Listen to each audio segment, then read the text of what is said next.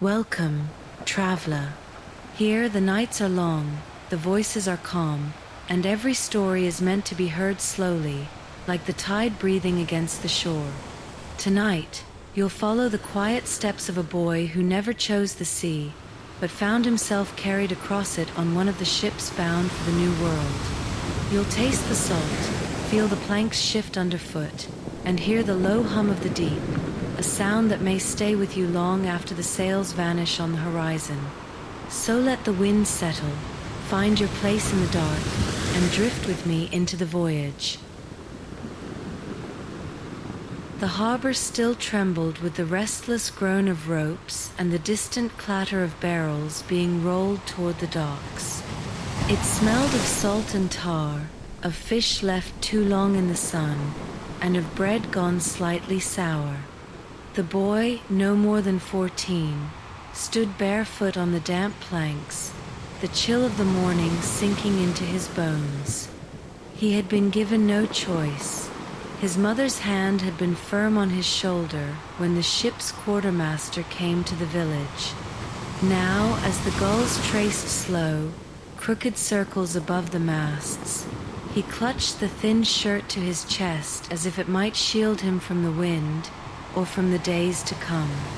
Around him, the men moved like they had been carved from the same dark wood as the ship itself, their hands stained with pitch, their beards threaded with crumbs of last night's bread.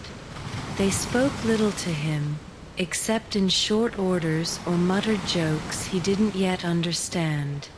Somewhere below deck, the faint bleating of a goat rose between the thuds of crates being lowered into the hold. The boy wondered if the animal knew what it meant to be taken away from the shore, if it too felt the gnawing pull of uncertainty in its belly. The captain's voice was a slow, heavy bell through the morning fog, calling for the final loading of water barrels. 24 casks stood on the dock, their sides damp from the river, smelling faintly of algae and wood smoke. The boy had been told that these barrels would taste worse with every week that passed, that by the middle of the voyage, he would close his eyes and drink them in silence, pretending not to notice the floating specks inside. He tried not to think of that now. Instead, he watched the black ribbon of the tide curling against the pier, pulling bits of straw and orange peel into its grip. His last sight of the village was not his mother's face, but the crooked chimney of their home leaning against the morning sky. A fisherwoman, wringing out a cloth, waved absently toward the ship, her arms slow, her eyes on something else entirely. The boy swallowed hard, and the rope ladder bit into his palms as he climbed aboard. The deck was already alive with movement, and the air here was thicker, a weave of wet wood sweat and the faint sharpness of drying fish. Somewhere in the rigging, a flag snapped open, its cloth shivering in the wind. When the ship shuddered and began to drift from the dock, it felt less like leaving and more like being pulled into the throat of something vast and unseen. The boy gripped the railing and stared at the water, which no longer looked like the river he knew, but like a sheet of hammered metal, rippling with light. Behind him, the anchor groaned upward. Ahead, the mouth of the sea waited, silent but certain. The first time the boy descended into the lower deck, the air seemed to grab at his throat. It was warm in a way that felt wrong, not the soft warmth of a hearth, but the heavy breath of many bodies crowded together. The narrow space smelled of wet rope, stale bread, and the sharp tang of urine. Hammocks hung close enough for one sleeper's elbow to brush the ribs of another, their fabric darkened by sweat. A candle stub, wedged in an iron bracket, threw its thin light across barrels, chests, and the glint of rat eyes vanishing into the shadows. Here, the goat was tethered near a small stack of feed, its hide already damp from the heat. Chickens clucked in a makeshift coop made of slats and rope, their restless scratching a constant whisper beneath the louder noises of the ship. Somewhere farther aft, a man coughed, a deep and rattling sound that didn't quite end, as if it had been echoing inside him for years. The boy realized that this would be their world for weeks, a place where the air barely moved, where sleep came in snatches, and where privacy was as distant as the shore they had left. The cook's corner was nothing more than a nailed-down table, a blackened pot swaying slightly with the ship's motion, and a wooden box of salted fish whose smell cut through everything else. The cook himself, a wiry man with a single gold tooth, gave the boy a look that was neither welcoming nor hostile, merely assessing, like one might measure the weight of an unfamiliar tool. He tossed the boy a heel of bread, hard enough to scrape the skin of his hand, and said only, "Eat slow." The boy obeyed, gnawing at it until his jaw ached. He noticed the water barrels here too, lined against the hull in a row that seemed endless. Their wood was damp to the touch, and he imagined the cold darkness inside, waiting to be poured into cups that had never been properly cleaned. Above, the deck groaned under the feet of men working the sails, their shouts muffled by wood and distance. Down here, time felt different, thicker, less urgent, but heavier with each breath.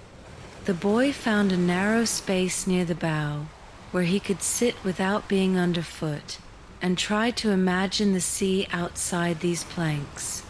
When the candle sputtered and died, the dock became whole. He could hear the ship's body talking to itself, the low moan of timbers flexing, the faint slap of water against its sides. Somewhere in that blackness, a rat skittered, and the boy closed his eyes, trying to picture his bed at home. But the motion of the ship was inside him now, a slow rolling pull that he knew would not stop for a long time. And in that swaying darkness, he realized the voyage had truly begun. By the third dawn at sea, the boy had already learned that food here was not meant for comfort. Breakfast was a small square of ship's biscuit, so hard it could be used to strike a nail into wood. He had been warned to check for weevils, tiny pale insects that lived in the flour, but the older sailors shrugged when he asked how. "You eat 'em," one said, tearing a piece with his teeth. "Protein." The boy pretended not to hear, but when he bit into his biscuit, a faint bitterness clung to his tongue, and he tried to swallow without chewing. The water still tasted clean enough, though it was warm from the barrels. When the wind slowed and the sails hung loose, the air turned heavy, and each sip left his mouth drier than before. The cook handed out a ladle of thin broth at midday, a pale liquid with shreds of cabbage and an occasional flicker of pork fat floating at the surface. It was gone in 3 swallows, leaving the boy to lick the rim of his tin cup and wish for more. Hunger, he realized, had its own rhythm here, rising and falling like the tide, never fully gone. Above deck, the air tasted of salt, pitch, and the faint sweetness of drying rope. Men spat over the side, laughed with their mouths full of half-chewed tobacco, and cursed the gulls that followed them still, white scraps of wing against the blue. The boy was told to scrub the deck with a coarse brush, his knees slipping on wet planks. The seawater in the bucket stung the cuts on his hands, and he imagined it creeping into his skin, leaving behind grains of salt like a second invisible layer. At night, The taste of the sea stayed with him, as if it had entered his mouth in his sleep. He lay in his hammock, the fabric creaking with each shift of his weight, and thought of bread still warm from an oven, of cheese soft enough to press with a finger.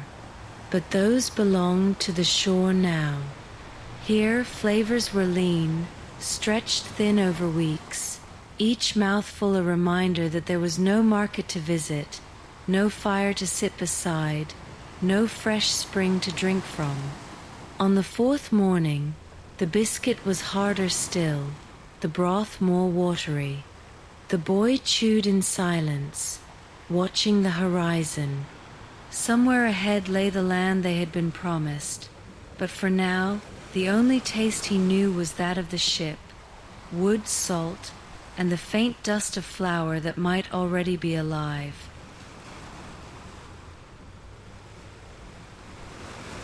By the end of the first week, the boy's hands had changed. The skin was rough where the rope had burned it, the nails lined with black grit that no scrubbing could fully remove. His shoulders ached from hauling water casks and pulling at lines that seemed heavier than the ship itself. There was no end to the tasks. When the wind was strong, the sails needed trimming. When it was weak, the deck had to be scrubbed, the rigging inspected, the barrels shifted.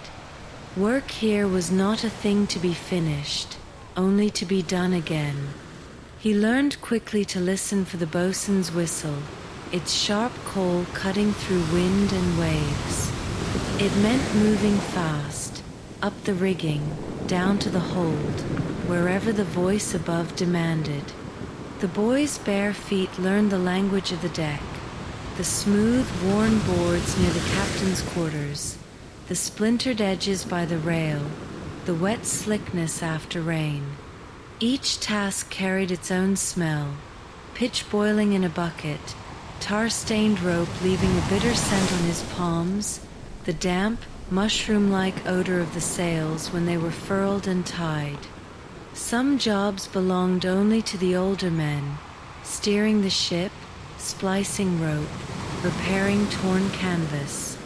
Others, the boy found himself given simply because no one else wanted them. Cleaning the bilge where water and rot collected in a dark, stinking pool, chasing rats away from the grain sacks, carrying messages from deck to deck through passages too narrow for a grown man. The bilge was the worst. It was hot and airless, the wood slick with slime, the smell like a wound gone bad. Even after he climbed back up, it clung to his hair, his shirt, his very skin. There was no clock here, only the rhythm of the watches, bells struck in the night, men changing places without speaking. The boy began to know when it was time to wake by the shift of light through the hatch, by the way the sea's voice changed from morning to evening. Work was the thread that tied the days together, and the boy followed it without thought, each task pulling him farther from the shore in his memory.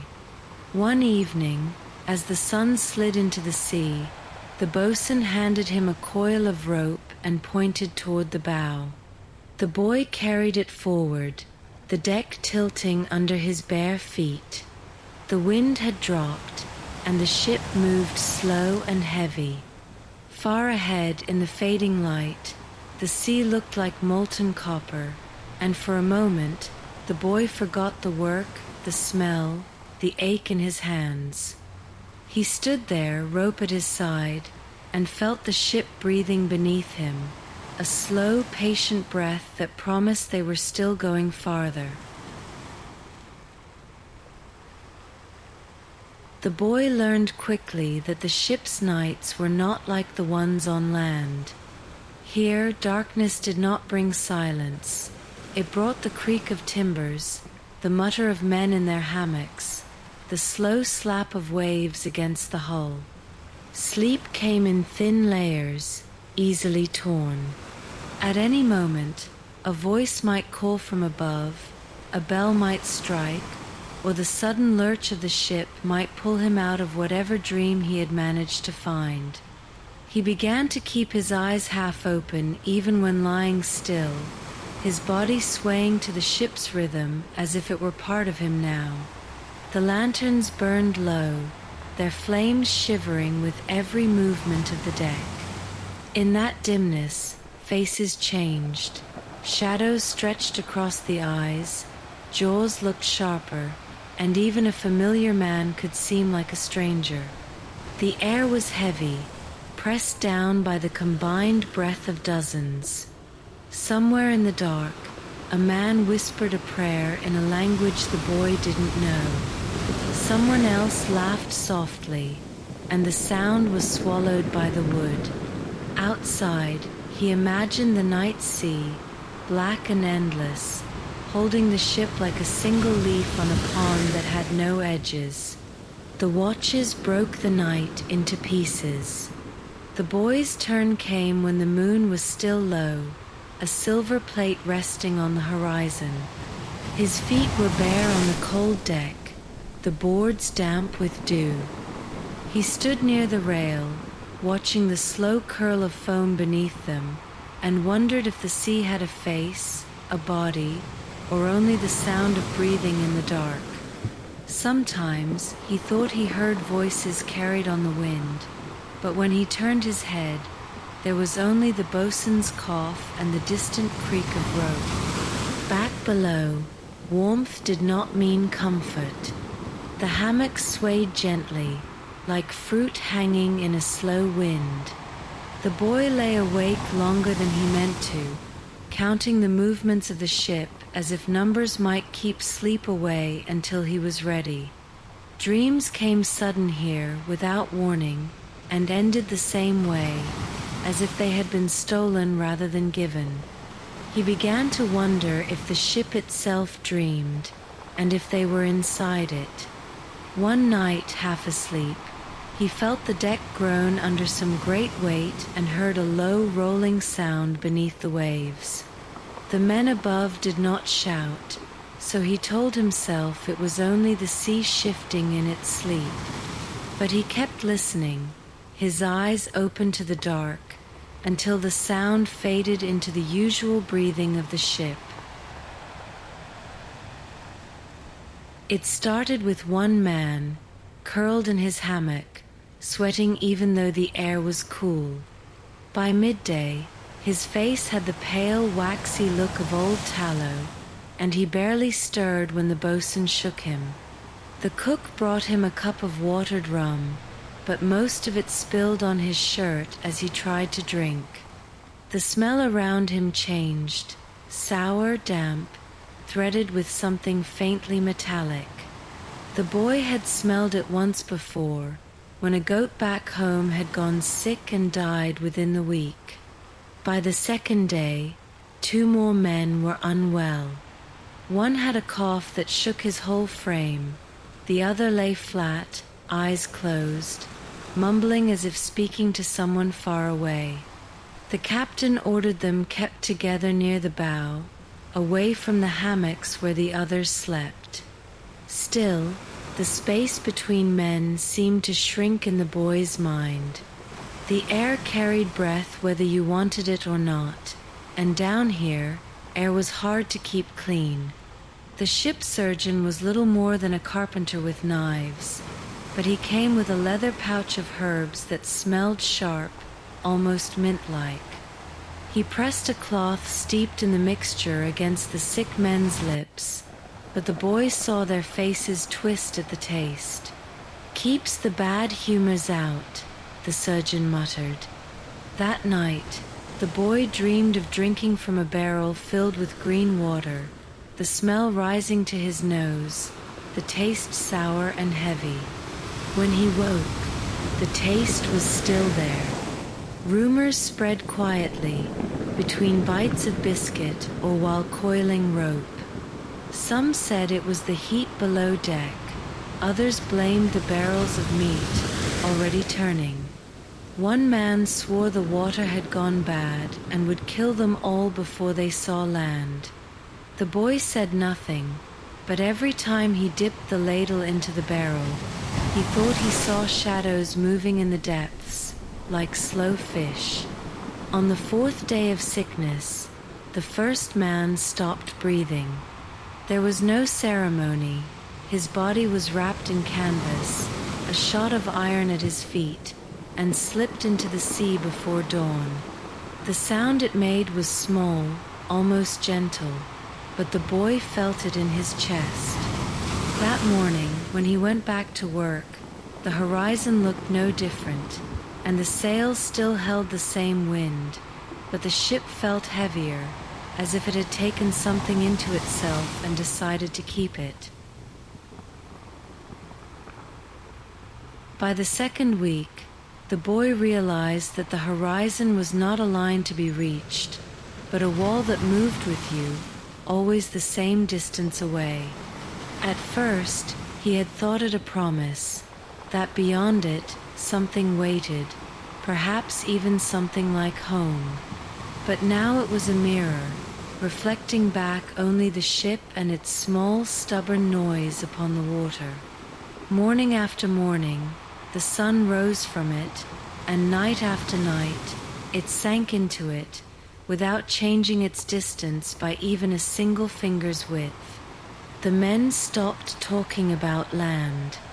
When they spoke, it was of wind, knots, or the angle of the sails, matters that kept their hands busy but their minds elsewhere.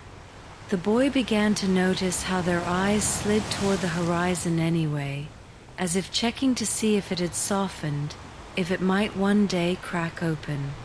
At night, the stars were so sharp they seemed close enough to touch, but their cold light made the sea darker still.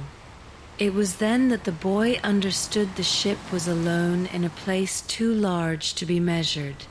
Days had their own heaviness. The sun pressed down without mercy, and the deck planks burned the soles of bare feet. Even the shadows felt warm, carrying the scent of pitch and salt. Water was given in smaller rations now, and the boy learned to sip slowly, holding it in his mouth before swallowing. Hunger had softened into something like dullness, but thirst was sharp, quick to return, a needle in the throat. Once, when the sea was calm as glass, the captain allowed the men to lower a bucket over the side. They hauled it up brimming with water so clear it looked like air, but the surgeon shook his head. "Too much salt," he said.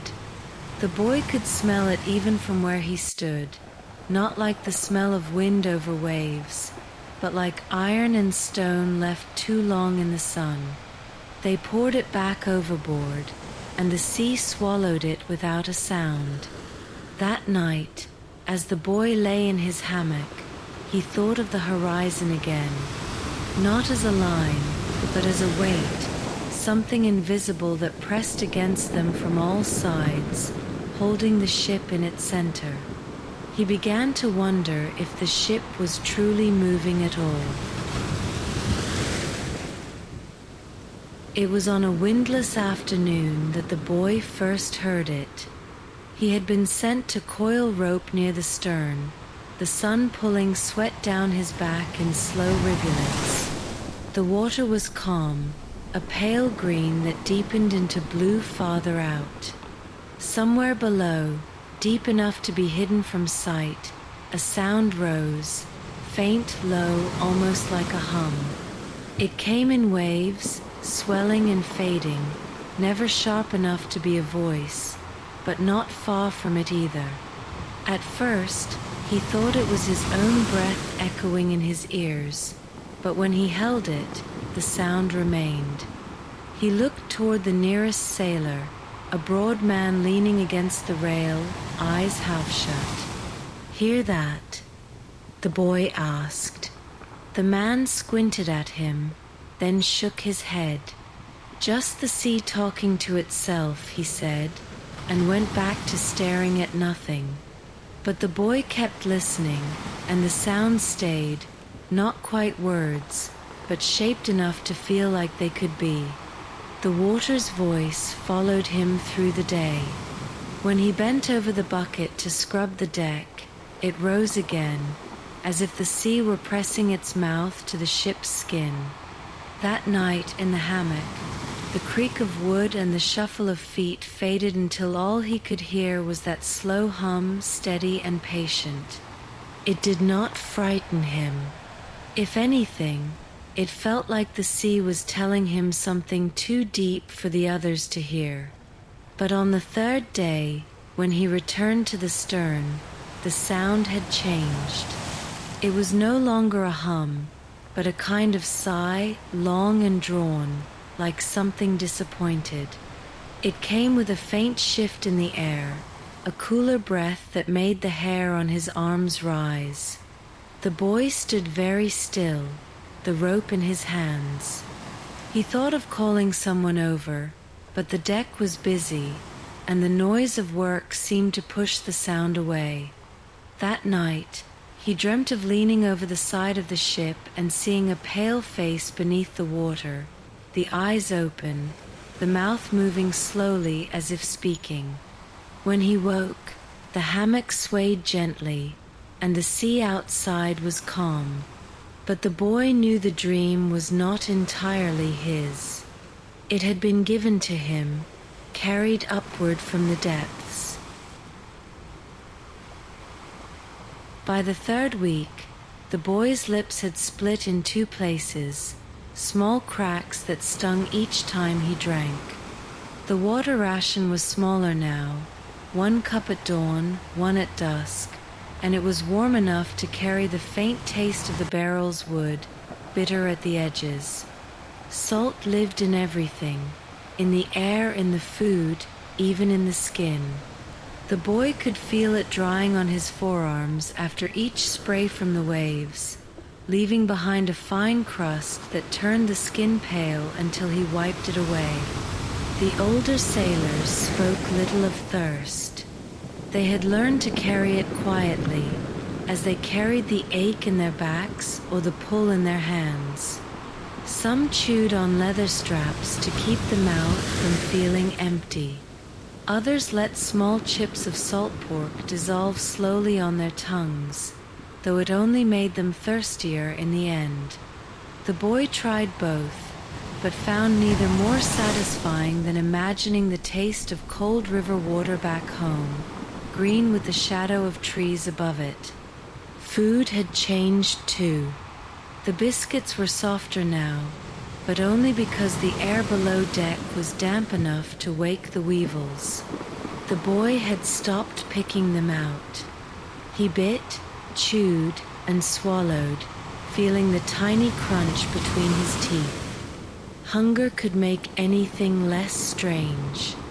The salted fish was so hard it had to be beaten against the deck before it could be eaten, and when the knife slipped, it left splinters of wood in the meat. The skin on the men's faces had begun to change, tightening at the temples, pale where it once held color. One man's gums bled when he laughed, a sudden bright streak against his teeth. The boy noticed more coughing, more quiet groans when the hammocks were climbed into at night. Sickness did not come like a wave. It came like a slow tide, touching everyone, pulling them towards something they did not yet name.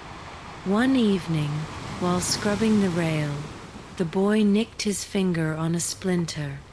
It bled quickly, the red startling against the salt-scoured wood. He watched a drop fall into the sea, vanishing into the blue below. For a moment, he imagined the water holding it, carrying it far beneath the hull to where the voice had been. He wondered if the sea would know it was his. It began with a dark smudge on the horizon, not the deep, even blue of distant sea, but a thicker shade, as if the air itself had been bruised. The men watched it in turns, speaking little, their eyes flicking toward the sails, toward the wind's restless shift. The boy was told to lash the loose barrels near the bow, his hands moving faster than his mind, though his stomach felt hollow in a different way than hunger. By evening, the bruise had spread, its edges curling like smoke. The wind rose in small, uncertain gusts, then fell again, as if deciding whether to commit. The smell of the air changed, wetter metallic, carrying something sharp that seemed to cut deeper into the lungs. The deck pitched more sharply, but the sails still hung uneven, heavy with hesitation. The boy felt as though the storm was holding itself back, watching them. Below deck, the air grew heavier still, the hammock swaying harder with each tilt. Men tied down what they could, murmuring in the half-light. The goat bleated once, sharp and sudden, and the sound carried through the space like a warning. The boy lay in his hammock with his eyes open, feeling the shift of weight beneath him as the ship climbed and dipped on the water. Somewhere above, the rigging groaned like an old door straining against its frame. When the rain came, it came all at once, a single slap against the deck, followed by another and another, until the noise was constant. The boy was called up to help reef the sails, the wind wet against his face, the salt of the sea mixing with the salt of rain on his lips. The horizon was gone now, replaced by a wall of water and sky that had no break. He worked without thinking, the rope cutting into his hands, the deck trembling underfoot. And then, just as quickly as it had risen, the storm fell away. The wind died, the rain thinned, and the sea smoothed itself into long glassy swells. The men stood still for a moment, looking out at the empty water. The boy felt as if something had passed by them in the dark, something that could have swallowed the ship whole, but had chosen not to. The day after the storm, the sea was unnervingly still. It was not the peaceful calm of a summer harbor, but the heavy stillness of a room after an argument, when words hang in the air even after they've been swallowed. The sails barely stirred, the ropes hung slack, and the only movement was the slow roll of the ship over swells so broad they felt like breathing.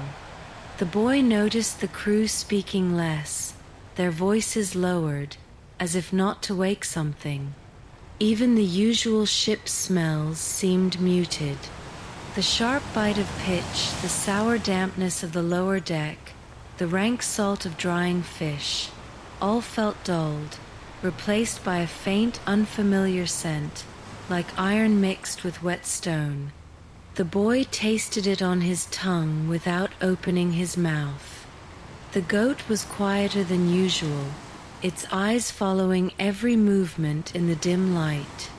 The chickens pecked at the floor without sound, their claws clicking softly against the boards. When he stood at the rail that afternoon, the water below was strangely clear. He could see deeper than he ever had, long wavering ropes of seaweed, small flashes of silver fish darting far beneath. But there was something else too, a darker shape that moved slowly, without hurry, shadowing the ship from a depth where light bent and thinned. He could not tell its size, only that it was larger than any fish he knew. The boatswain caught him staring and told him to fetch more line, his voice sharper than usual. But when the boy glanced back, the boatswain's eyes were fixed on the water, and he kept glancing down as he worked. That night, the boy dreamed again of the face beneath the waves, only this time it did not speak. It simply watched him, the water moving around it without touching. When he woke, the sea outside was still silent. The sails hung like wet cloth. Somewhere deep below, something turned slowly, and the boy could feel it without seeing. It happened on the second morning of the calm. One of the older sailors, a man with hands so callous they looked carved, didn't rise for his watch. At first, the others joked he was lazy, but when they pulled back his hammock, his eyes were open, fixed on the low beams above. His skin had the gray of rain-soaked wood, and when the surgeon pressed a hand to his chest, he shook his head once. Gone. There was no sign of sickness, no fever, no bleeding gums like the others had begun to show. He looked more like a man who had simply forgotten how to wake. The body was wrapped in canvas and set aside until the captain gave the order. The boy was told to fetch more sailcloth from the storage, but the image of the man's still eyes followed him down every narrow passage. That evening, the crew gathered at the rail. The canvas bundle lay at their feet, tied with thin rope. The captain read from a worn book, the words heavy and slow. The boy thought he saw the shape below the water again, holding position as the body was slid into the sea. There was a splash, a slow sinking, and then the water closed over it without a ripple. Afterward, no one spoke of it directly, but the men began avoiding the stern at dusk, and when the boy worked there alone, he noticed the hum returning, softer now, almost like it was waiting for him to lean closer. The air was cooler here, touched with the same metallic taste he had noticed after the storm. That night, the hammock swayed in the stillness, but the boy lay awake, his eyes on the shadowed beams above. He imagined the man's open gaze, somewhere far below, and wondered if the sea collected faces the way the ship collected salt. The calm had lasted long enough for the sea to feel like a wall of glass surrounding them.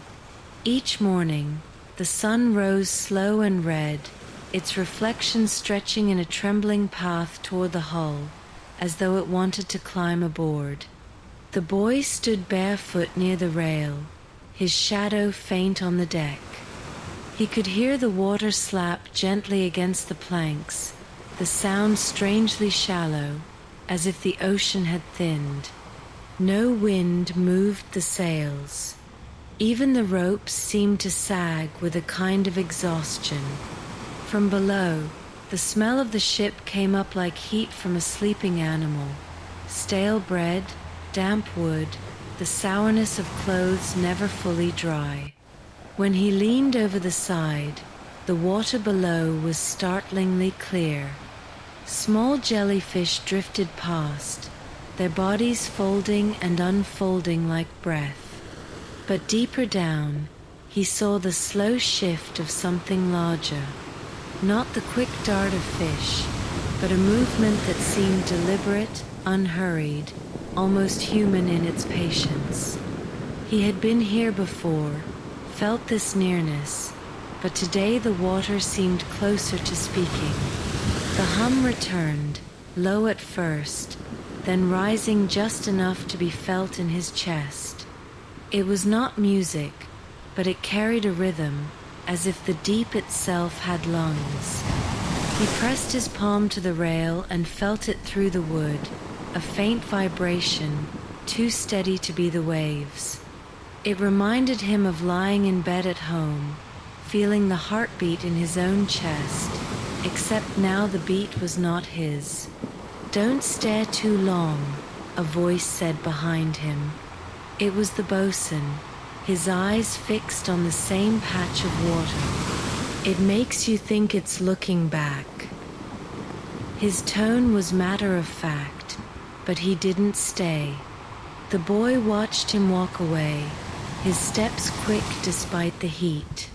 By nightfall, the hum had faded, replaced by a sharper sound, like a long exhale rising from the dark.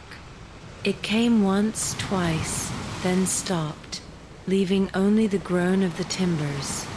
The boy lay in his hammock, eyes open, wondering if the sea had drawn its breath in only to hold it, waiting for the right moment to let it out. It began with the water, not the sea itself, but the drinking water, which now carried a faint taste of metal. The boy noticed it first at dawn, when the cup brought to his lips seemed heavier than before.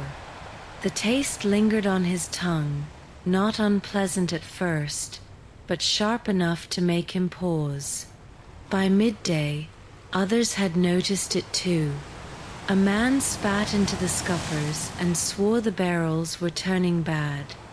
The cook muttered about rust in the ladles, but the boy had handled them that morning. They were clean. Below deck, the air carried the same faint tang, mixing with the smell of rope and pitch. It clung to the back of the throat, making each breath taste faintly of blood. The surgeon said nothing, but the boy saw him press his lips together after drinking. No one stopped, of course. Thirst had a way of making any flavor tolerable. By the second evening, the change was in more than the water. The boy's gums felt tender when he chewed, and there was a metallic bitterness each time he swallowed. He watched one of the older sailors, a quiet man who whittled scraps of wood into small figures, pause mid-cut, his mouth half open as if he were trying to taste the air. Without speaking, he put his knife away and left his carving unfinished. That night, the boy dreamed of biting into a coin. In the dream, it was warm, almost soft, and it dissolved slowly in his mouth until he could feel it spreading into his chest, his arms, his legs. He woke with the taste still there, stronger now, as if the dream had followed him back into waking. He lay in the dark, listening to the quiet breathing around him, and realized the hum from the deep was gone. The silence felt heavier than the sound had ever been. The next morning, the captain ordered the barrels checked. 2 men pried open the lids, leaning over with their noses close. They shook their heads, muttered about nothing unusual. But when the boy peered in, he thought he saw the faintest swirl in the water, like smoke curling upward from the depths. He blinked, and it was gone. On the 4th day of the strange calm, the boy realized the sky had not truly shifted since the storm passed.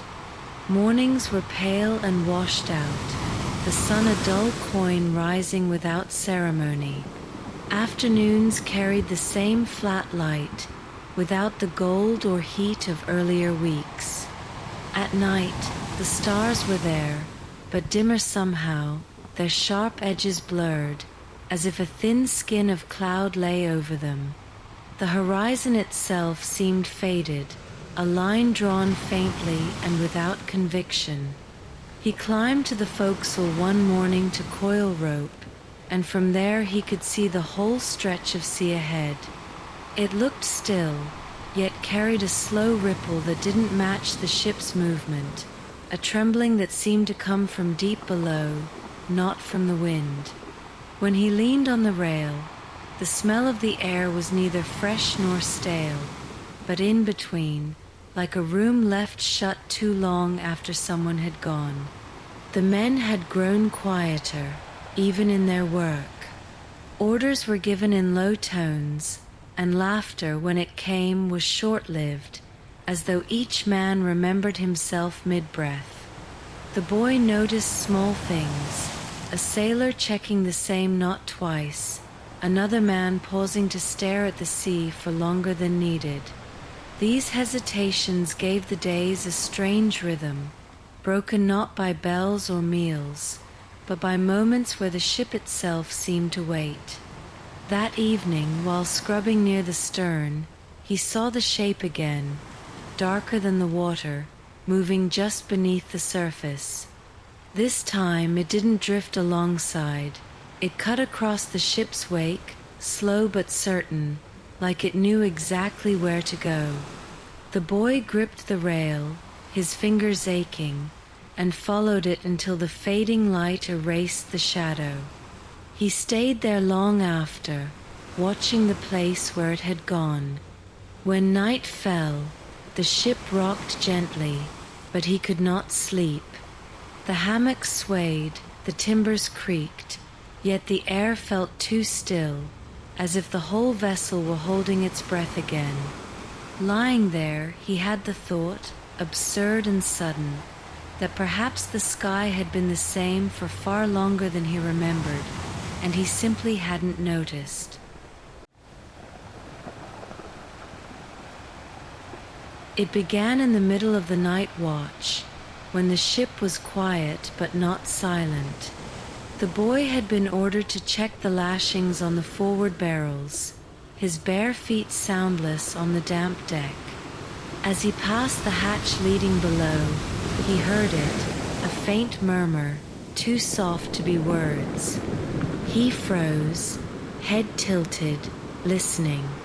It came again, a low thread of sound, as if two voices spoke just beneath the planks. He went down into the hold, the air thick with the smell of tar and grain. The lantern's light swung, casting restless shadows across the barrels and crates.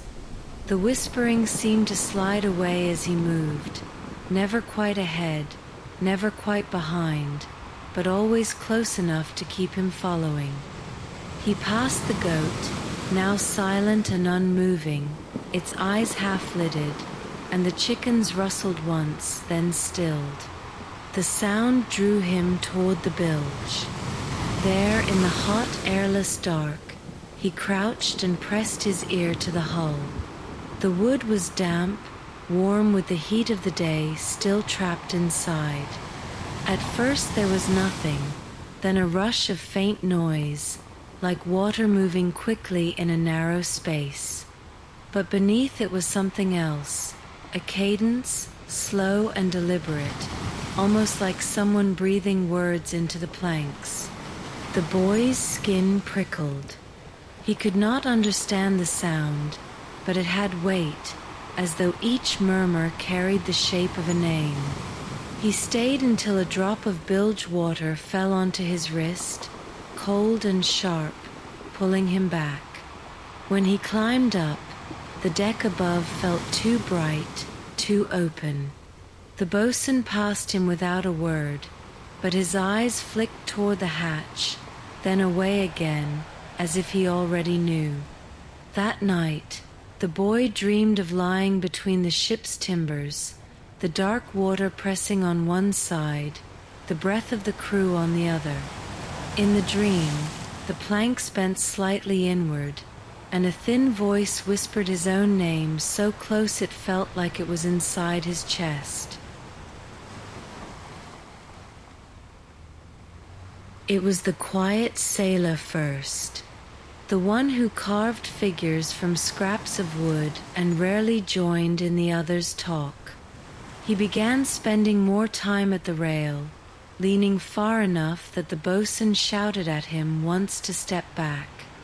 At first, the boy thought he was simply staring at the horizon, but one afternoon, when the deck was nearly empty, he passed close enough to hear the man's lips moving. The voice was low, too low to catch the words, but there was a rhythm to it, a steady rise and fall like the cadence of a prayer. The man's eyes were fixed on the water, unblinking, and the knuckles of one hand were white where they gripped the rail. The boy slowed his steps, but didn't stop. There was something about the man's posture, tense yet resigned, that made it feel wrong to interrupt. By evening, others had noticed. The carver didn't eat. didn't answer when spoken to, and only moved when the boatswain ordered him away from the rail. That night, when the boy passed the hammock rose, he saw the man still awake, his lips shaping silent words toward the darkness above. The boy's skin prickled in the warm air. He had the feeling that the man was not speaking to anything on the ship. The next morning, the man was gone. No one had seen him climb the rail, and there had been no splash in the night. The captain called it an accident, though no one searched the water. The crew went about their work with tight mouths and lowered eyes. When the boy leaned over the stern that afternoon, the sea was calm, but he thought he saw a pale glint far below, slipping downward into the dark. That night, as he lay in his hammock, the boy tried not to listen for whispers. But they came anyway, not from the planks this time, but from the space just beyond the open hatch, faint, slow, and shaped like they were meant only for him.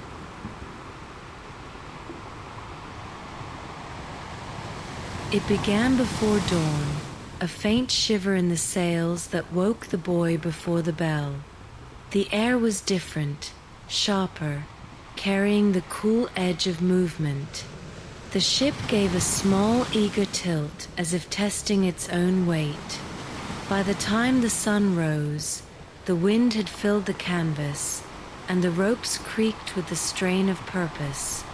The crew moved with new energy, adjusting lines, tightening knots, their voices louder than they had been in days.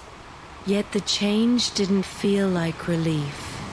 The boy noticed it in the way the captain kept glancing astern, as though checking for something that might be following. The sea behind them was the same pale blue, but its surface was restless, the swells shorter, quicker, as if urging them forward. When he went to fetch water from the barrel, he found the taste had dulled, less metallic now, though still carrying that faint tang that made him swallow quickly. Work came fast. He was sent up the rigging to check the lines, the wind tugging at his shirt and hair. From that height, the horizon looked closer, the line sharper, but no more real. He could see the ship's wake cutting behind them in a long white scar, fading into the restless sea. For a moment, he thought he saw a darker line within it, moving faster than the water itself.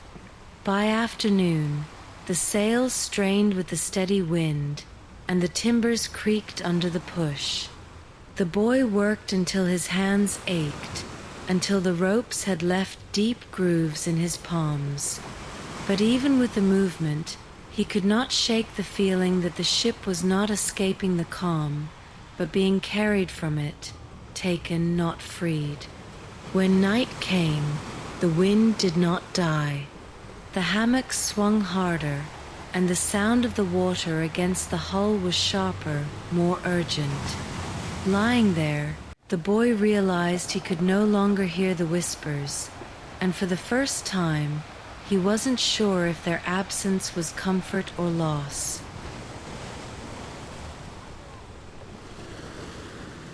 It was not land they saw first, but something above it. A faint stain on the horizon, too steady to be cloud, too thin to be storm. The boy noticed it at dawn while scrubbing the deck, a pale line between the sea and sky, like a piece of parchment torn from the edge. At first he thought it was only a trick of light, but as the morning grew, the line remained, taking on a deeper tone, a suggestion of trees or hills far beyond the reach of the water. The news spread slowly across the deck. No one shouted, no one pointed. They only found reasons to walk toward the bow, to look without looking like they were looking. The captain said nothing, but his stance changed, weight forward, gaze fixed. The wind carried them steadily, the ship leaning with purpose now, the ropes humming with the pull of the sails. Even the smell in the air had changed, though faintly. Less salt, more earth, a dryness that hinted at soil warming in the sun. The boy stood near the foremast, watching the smudge grow. It seemed impossibly far, yet his mind had already begun to fill it. Green leaves, running water, the soft press of sand underfoot.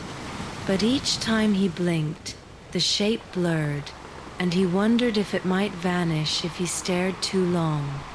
Around him, the crew's movements had taken on a quiet urgency. Coils of rope set in order, barrels checked, knives sharpened without need.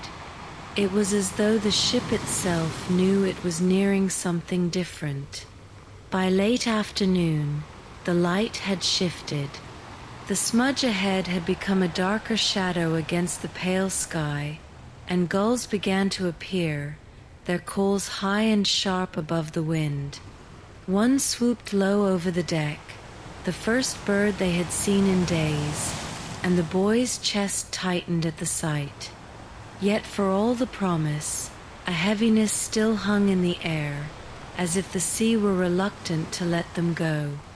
That night, he dreamed of standing on a beach, the water curling at his toes, the land before him green and endless. But when he stepped forward, the sand gave way beneath his feet, and the water pulled him gently back toward the horizon.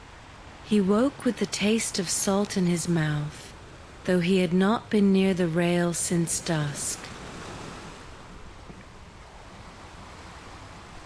The wind carried them faster the next day, and the shadow of land began to take shape, slopes rising from the water, darker patches that might be forest, a pale edge that could have been sand or stone. The boy stood on the bow as the first true details emerged, the jagged cut of a cliff, the faint line of white where waves broke against it. The air was different now, heavier with scents that didn't belong to the open sea, the sharpness of vegetation, the faint sweetness of something flowering unseen. But the sea was not done with them yet. Just before midday, a swell rose from the deep, not from the wind, but from beneath. The ship lifted gently, as though riding the breath of something vast.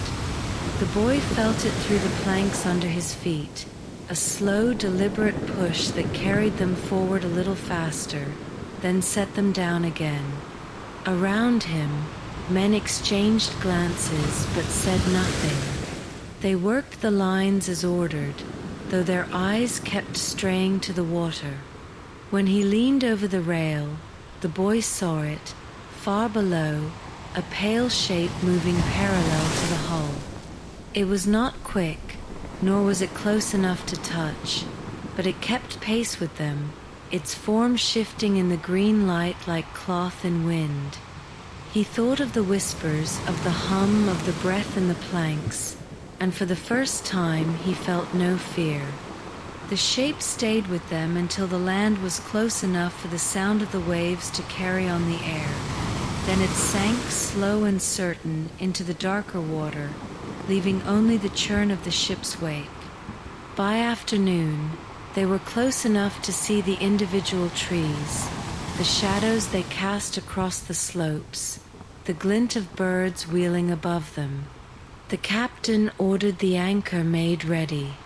The boy's hands worked by habit, but his eyes stayed fixed on the sea beside them, half expecting the pale form to return. It didn't. The water was empty now, holding only its own color. That night, anchored just offshore, the boy lay in his hammock listening to the new sounds, the distant rush of waves against the beach, the faint rustle of leaves carried over the water.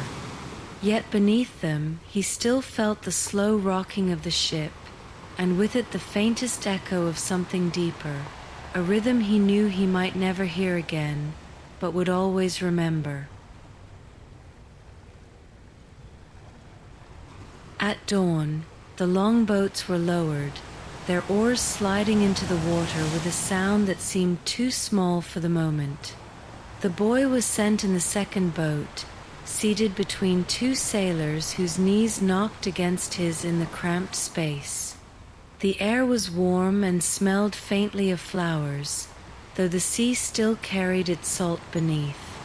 The rhythm of the oars was steady, the wood creaking, drops of water catching the morning light as they fell back into the sea. The closer they drew to shore, the stranger it felt. The boy had imagined he would feel only relief, but instead there was a tightness in his chest, as though the sea's long pull was not ready to release him. His legs, cramped from weeks in the hammock, felt uncertain under him even before he stood. When the boat slid into the shallows, the oars lifted, and the sound of the water on sand seemed impossibly soft. He stepped out, the first shock being the heat of the ground. Sand pressed between his toes, warm and fine, so different from the rough, salt-stiff planks of the deck. The smell of the land was overwhelming, green, sweet, and heavy with something ripe and unseen. It filled his lungs so fully he almost coughed. He realized with a jolt that he had grown used to the taste of air laced with wood, rope, and brine. Around him, the crew moved in a mix of silence and small bursts of speech, their eyes scanning the tree line. The boy let his gaze rest there too, on the shadowed green that swayed in the light breeze.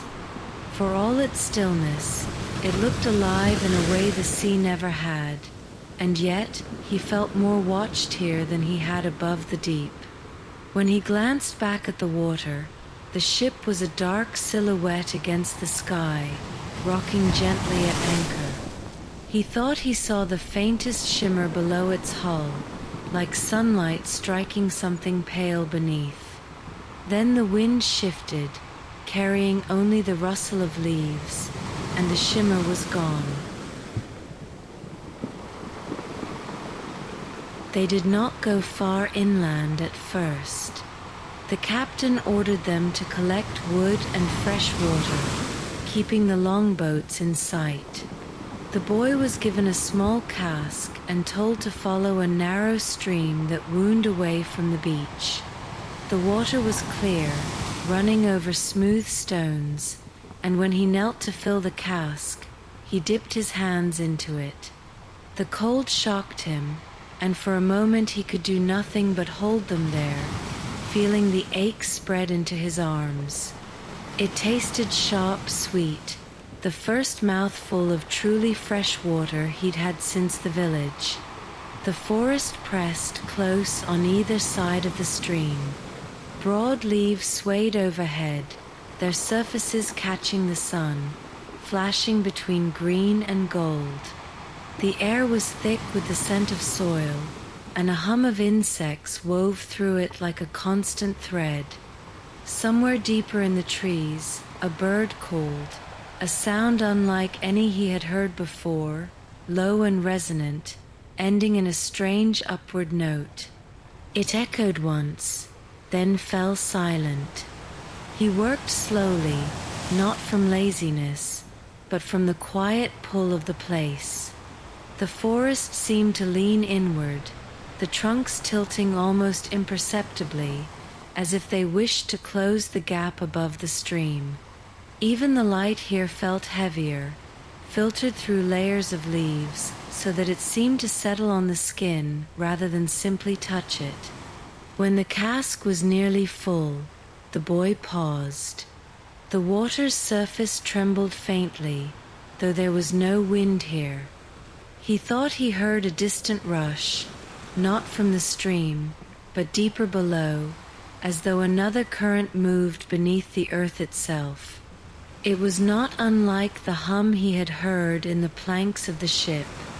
He stood very still, the hair on his arms rising despite the heat. By the time he returned to the beach, the long boats were half loaded with wood. The ship waited offshore, its masts swaying gently. For a moment, he imagined the water between land and hull as something alive, not a distance to be crossed, but a body that could pull him back if it chose. They set a small camp just above the tide line, far enough that the sea would not reach them, but close enough for its breath to be heard all night.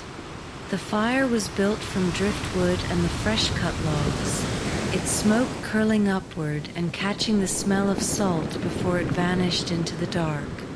The boy sat near the edge of the circle, watching the light play against the faces of the men. Away from the deck, their features seemed different, not harder or softer, but less guarded, as though the air here had loosened something in their bones.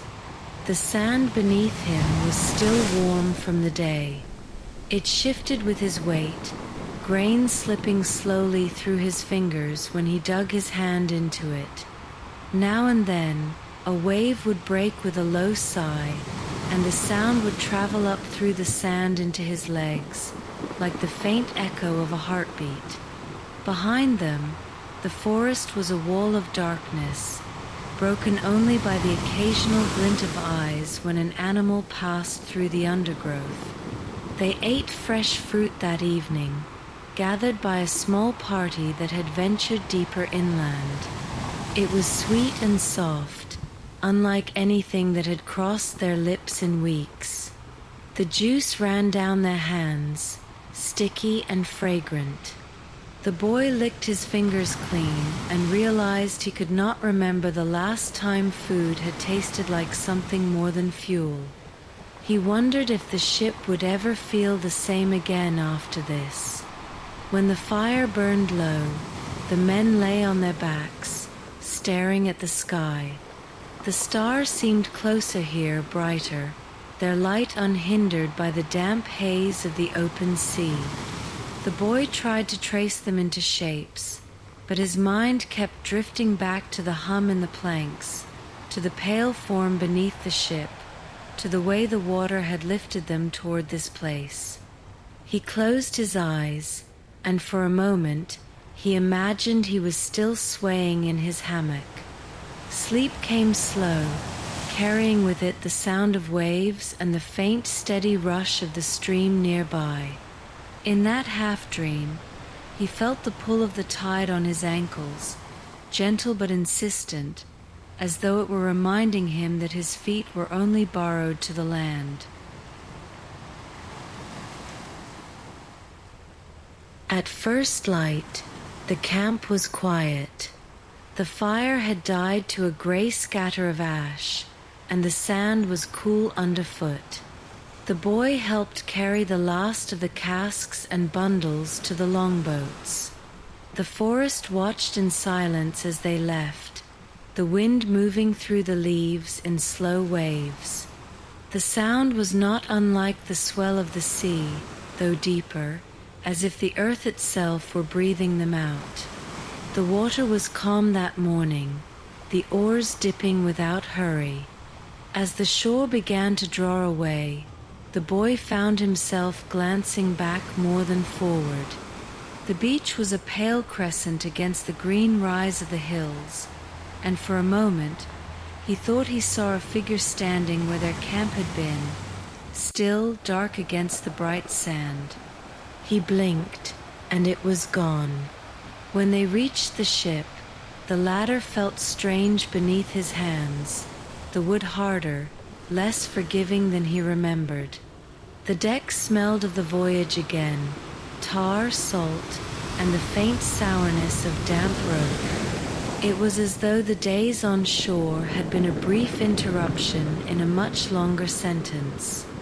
The boy stood still for a while, letting his feet adjust to the slight, constant movement beneath him. From the rail, he looked down into the green water. There was no hum now, no shadow keeping pace. The sea lay quiet, its surface broken only by the small ripples from the longboats. Yet something in the way it shifted against the hull made him think of a hand resting on a shoulder, not to restrain, not to guide, but to remind. That night, anchored offshore, the wind moved gently through the rigging. The boy lay in his hammock and listened, half expecting to hear his name in the sound. Instead, there was only the familiar creak of timbers and the faint slap of water against the hull, and for the first time in weeks, those sounds felt like home.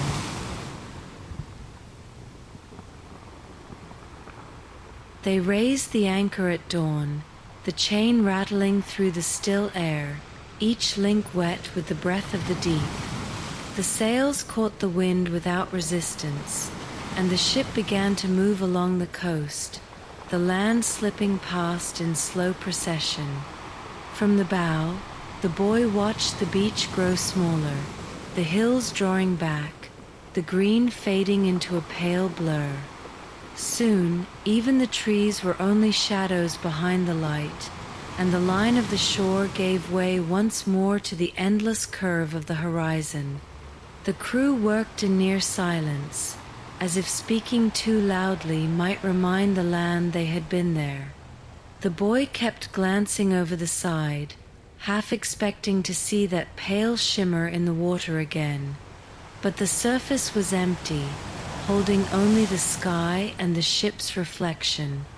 And yet, as the hours passed, he began to feel it, not the hum, not the whispers, but the simple, quiet knowledge that something still moved beneath them, following at a distance it had chosen. By midday, the coast was gone. The sea stretched unbroken in every direction, but it no longer felt as it had before. There was a softness to it now, as if it had been smoothed by their time ashore. Even the wind seemed gentler, the lines of the sails bowing with the grace of a slow breath. The boy stood at the rail, and for the first time, he didn't try to measure the horizon or search its edges. He simply let it hold him. That night, the ship rocked with a steady rhythm, the timbers murmuring to themselves. The boy lay in his hammock, eyes half closed, listening. Somewhere in that sound, in the soft creak and the shifting water, he thought he heard something familiar, a low, patient breath, as if the sea had leaned close just once more before letting him sleep. He didn't try to hold on to it. He let it pass through him like a wave fading against the shore. And as the darkness folded over the ship, the boy drifted into dreams where land and water met without boundary, the sand warm beneath his feet, the tide curling softly around his ankles, and the sea, always the sea, waiting with the patience of something that has all the time in the world.